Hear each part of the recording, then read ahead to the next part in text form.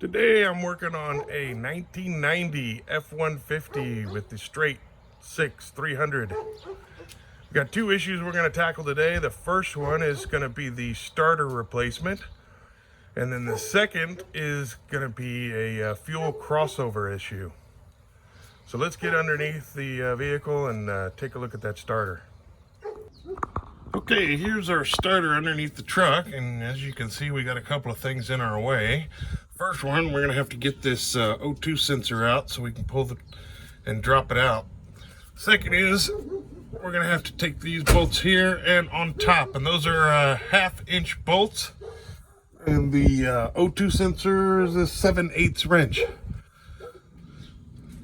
So let me get to work on that, and we'll get this starter dropped out.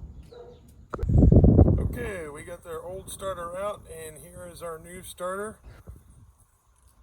And we just need to place it up underneath the truck and connect our wiring, and we'll be good to go. So give me a minute and I'll get that installed and show you a picture of it. All right, we got our starter up in place, and we've got our wire connected to it. Now we just need to turn it around, bolt it in place, and we'll be good to go.